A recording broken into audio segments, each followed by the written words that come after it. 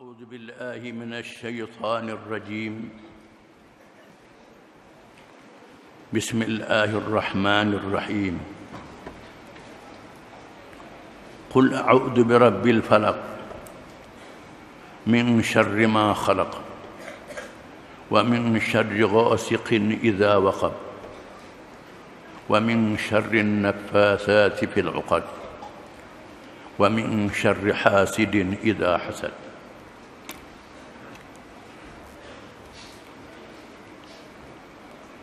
Dengan nama Allah yang Maha Pemurah lagi Maha Mengasihani. Katakanlah wahai Muhammad sallallahu alaihi wasallam,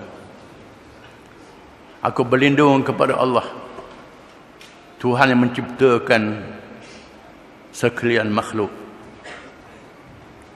menciptakan waktu subuh, al-falaq ni subuh, dari bencana makhluk-makhluk yang ia ciptakan, dari bahaya gelap apabila masuk, dan dari kejahatan makhluk-makhluk yang menghembus pada simpulan-simpulan dan ikatan, dan dari kejahatan orang yang dengki apabila ia melakukan kedengkiannya.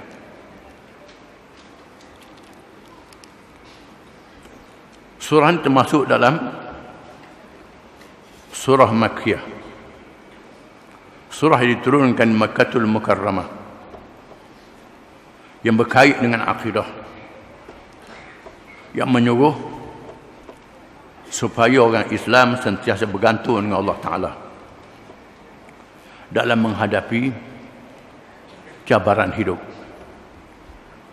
Tuhan yang Maha Pemurah lagi Maha Penyayang, yang melindungi hamba-hambanya daripada kejahatan yang dapat dilihat dan kejahatan yang tidak dapat dilihat. Ada perkara yang kita nampak, perkara yang kita tak nampak. Banyak kejahatan itu. Maka Allah menurunkan ayat ini kepada Rasulullah SAW supaya mengajar umatnya. Qul a'udzu birabbil falaq. Katalah wahai Muhammad sallallahu alaihi wasallam, termasuk juga umat Muhammad SAW, tiap-tiap orang. A'udzu, aku berlindung, birabbil falaq, dengan Tuhan yang menciptakan waktu subuh, bermulanya cerah setelah berlakunya kegelapan. Setelah malam yang gelap, datang al-falaq. Al-falaq ni ialah datangnya cahaya waktu subuh yang menerangi seluruh alam. Ini kurnia daripada Allah Ta'ala kepada hamba-hambanya yang telah bergelap.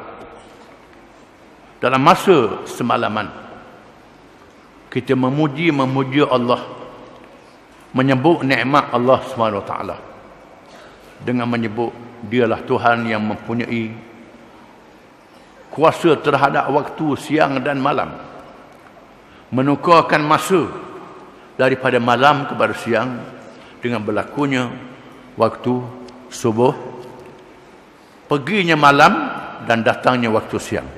Itu al-falaq. Min syarri ma khalaq, daripada kejahatan apa yang telah ia ciptakan. Apa yang Tuhan ciptakan daripada kejahatan itu, sama ada kejahatan daripada manusia, daripada jin, daripada binatang yang melata, daripada makhluk-makhluk yang dapat dilihat, yang tak dapat dilihat. Semuanya di bawah kuasa Allah Ta'ala. Allah Ta'ala jadikan makhluk ini ujian kepada makhluk-makhluknya sendiri. Ada makhluk yang baik, makhluk yang jahat. Maka berlakunya pertemuan di antara baik dan jahat. Bila pertemuan ini, maka orang yang baik menjadi mangsa.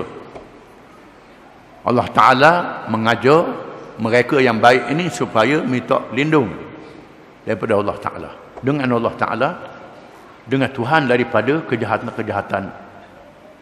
Apa-apa sahaja makhluk yang jahat. Ma ni ma nakirah, dengan makna umum. Apa-apa sahaja yang Tuhan cipta daripada kejahatan itu, dia menjadikan untuk menguji hamba-hambanya. Kita minta supaya dia lindungkan kita daripada kejahatan hamba-hamba yang diciptanya. Wa min syarri ghasiqin idza waqab, dan daripada kegelapan, daripada kejahatan kegelapan waktu malam. Mula tibanya kegelapan itu. Waktu malamlah waktu berpeluang bagi orang jahat untuk nak buat jahat dengan mudah. Nak curi mudah malam. Nak merampok mudah malam. Binatang nak cakap masa pun mudah malam. Mudah waktu malam. Waktu malam ni waktu yang sangat mencabar. Kita minta Allah Ta'ala yang mempunyai siang dan malam itu melindungi kita dari kejahatan-kejahatan yang berlaku di waktu malam. Yang gelap gulita yang kita tak nampak. Wa min syarrin naffasati bil 'uqad, dan daripada kejahatan jampi-jampi yang disiup oleh ahli-ahli sihir kepada simpulan untuk menyihir mangsanya. Di sana ada manusia yang menjadi ahli sihir, menggunakan sihir. Di antara amalan sihir itu simpul. Tali pada benang, dijampi tali itu. Disebut nama orang-orang tu. Untuk menyakitkan orang, untuk membenci antara satu sama lain. Khususnya memisahkan di antara suami dan isteri. Menggilakan orang pada dia. Maksud saya juga ni. Nak suruh orang gila kita. Bunuh orang dengan sebab dia. Menggunakan jin. Manusia menggunakan jin. Jin pula berkawan manusia. Bersaing dua-dua ni, jahat berlaku. Manusia yang jahat berkawan dengan jin yang jahat. Berkawan.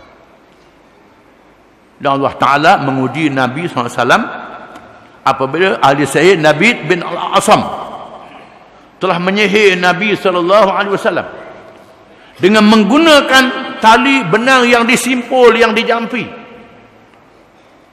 diikat pada lilin yang dibentuk macam lembaga, ditikam dengan jarum.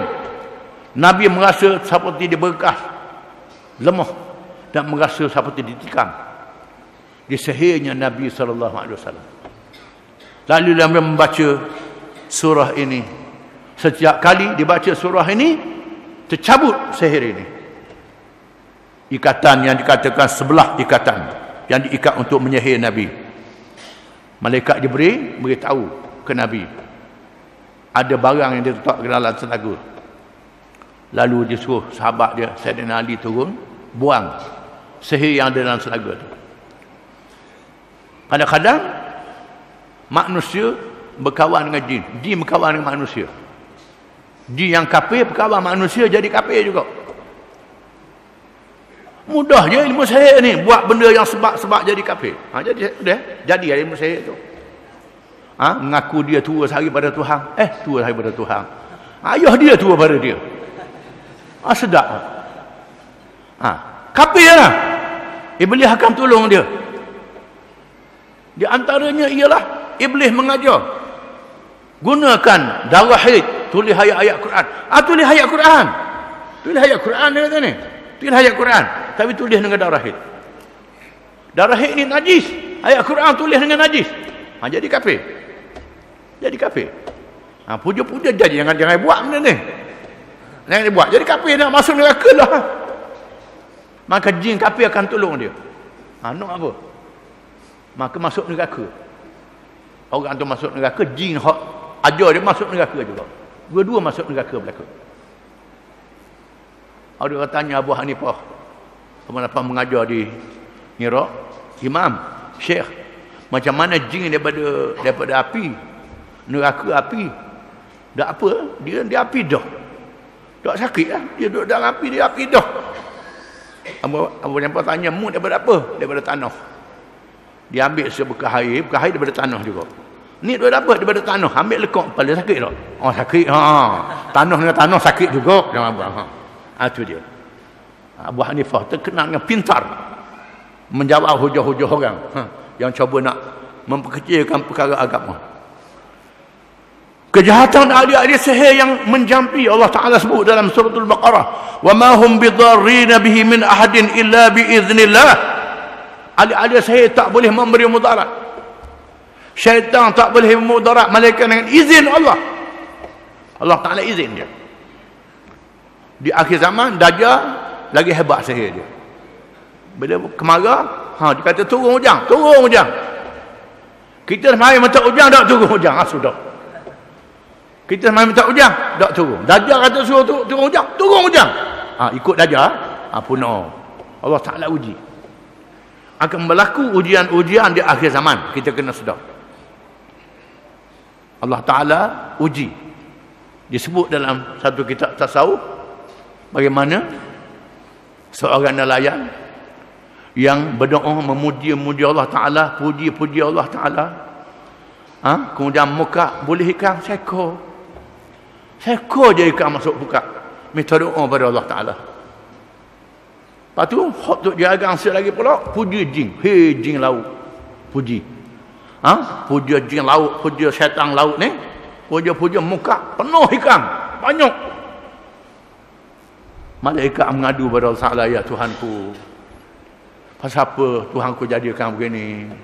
Hamba pun yang minta doa padamu, minta tolong denganmu, boleh ikan seekor je. Hak ni minta doa dengan binatang kafir ni, boleh ikan banyak pasal apa? Tuhan kata, mu tengok tempat hamba-Ku yang boleh ikan seekor ni dalam syurga. Tengok.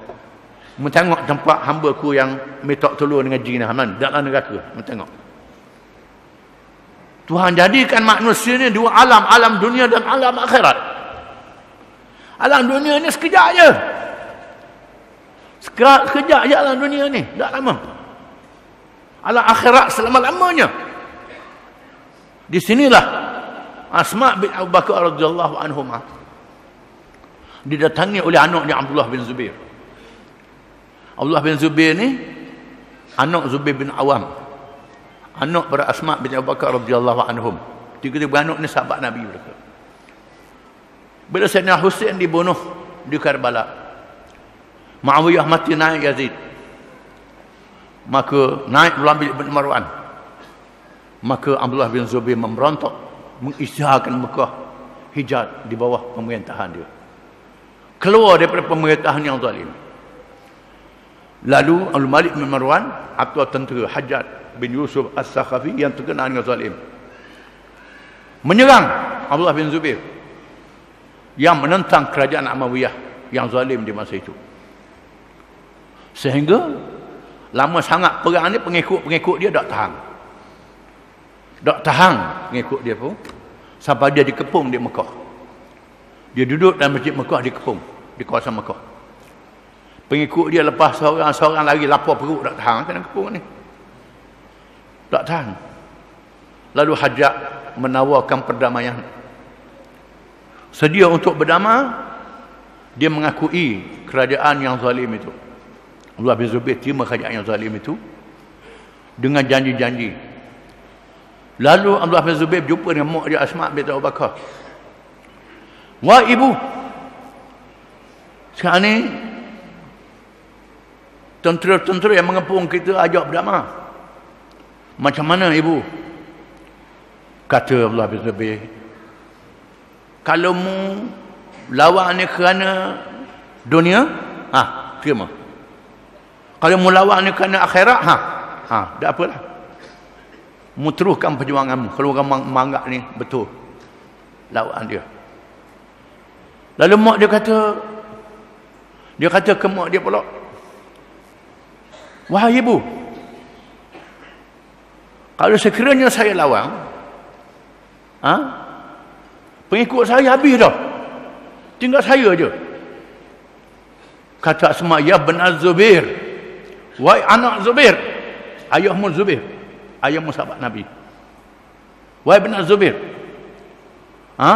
kalau sekiranya mu lemah, pengikutmu lebih lemah padamu lagi dalam menghadapi musuh ini. Wahai Ibnu Zubair, hidup dunia ni sekejap je, hidup akhirat selama-lamanya. Kalau mu terima perdamaian ini, mu boleh senang, boleh mewah sekejap dalam dunia ni. Akhirat selama-lama, hina di akhirat. Dia kata, wahai ibu, nanti saya akan dibunuh. Saya akan dibunuh dan mayat saya akan disalib. Kata Asma, wahai Ibnu Zubair, lembu yang disembelih, kambing yang disembelih tidak sakit bila dia lapar. Bila sudah kena sembelih, kena lapar tak sakit dah dia. Dia kata ke anak dia. Teruskan. Hidup dalam keadaan mulia, mati mulia. Hidup dunia sementara waktu. Hidup akhirat selama-lamanya. Apa mu takut? Tegakkan kebenaran ini. Walaupun kebenaran ini susah. Kalau mu ambil senang dunia saja, bolehlah sekejap. Boleh berapa beliung? Berapa ratus beliung ke? Makan-makan jadi tahi.